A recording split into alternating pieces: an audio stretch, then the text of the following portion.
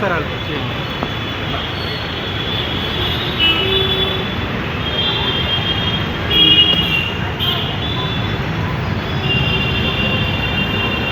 भैया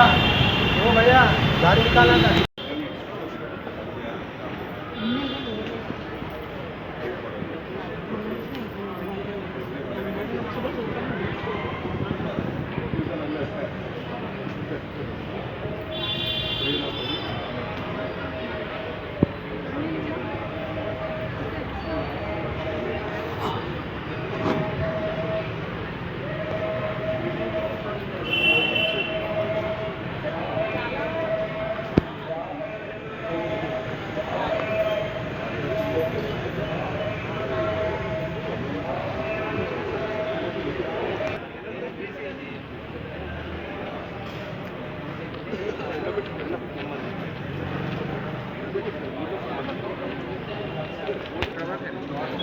క్లయింట్ ఉన్న భోజనం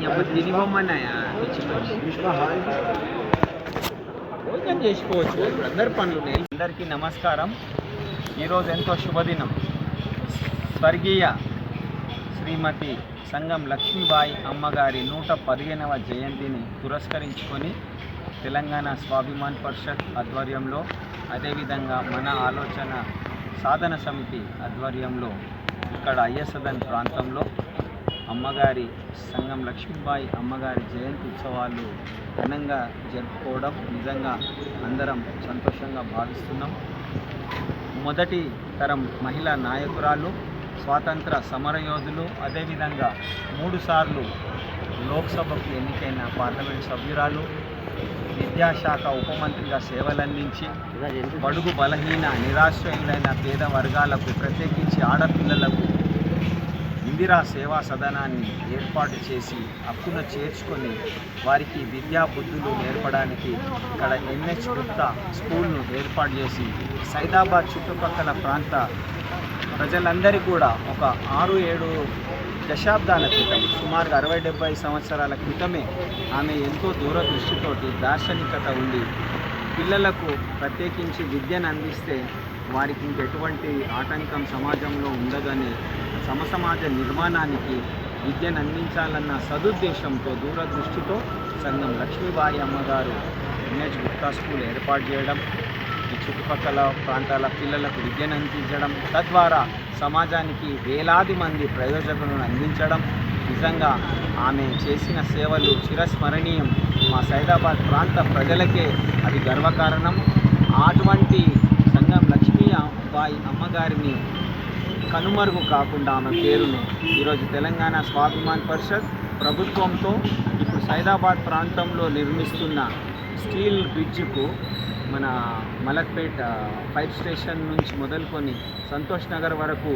నిర్మిస్తున్న స్టీల్ ఫ్లైఓవర్ బ్రిడ్జ్కు సంగం లక్ష్మీబాయి అమ్మ పేరు పెట్టాలని, తద్వారా ఆమెకు మనము గౌరవం ఇచ్చిన వాళ్ళమైతాము, ఆమె కృతజ్ఞతా భావం తెలిపిన వాళ్ళమైతామని డిమాండ్తో స్థానిక శాసనసభ్యులైన ఈ మెరాజ్ హుస్సేన్ జాఫర్ గారిని, మలక్పేట్ ఎమ్మెల్యే బనాలా గారిని, అదేవిధంగా హైదరాబాద్ పార్లమెంట్ సభ్యులు అసదుద్దీన్ ఓవైసీ గారిని, హైదరాబాద్ ఇన్ఛార్జ్ మంత్రి అయిన పొన్నం ప్రభాకర్ గారిని,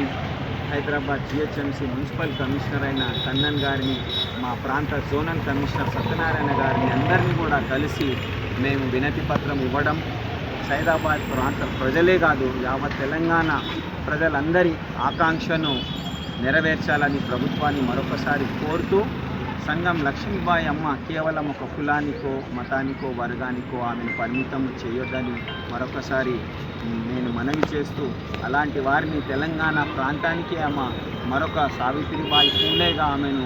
అభివర్ణించడంలో ఎటువంటి అతిశయోక్తి లేదు. ఎంతో దార్శనికతో, నిస్వార్థ సేవతో వేలాది విద్యార్థులకు విద్యను అందించి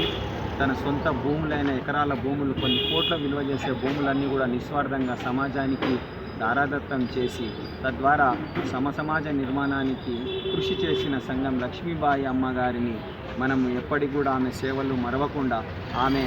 ఆశయ సాధనకు ప్రతి ఒక్కరు కూడా తమ వంతు కృషి చేయాలని,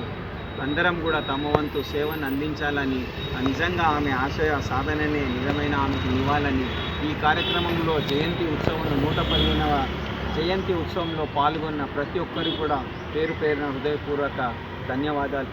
తెలుపుతుంది తెలంగాణ స్వాభిమాన్ పరిషత్, అదేవిధంగా మన ఆలోచన సాధన సమితి.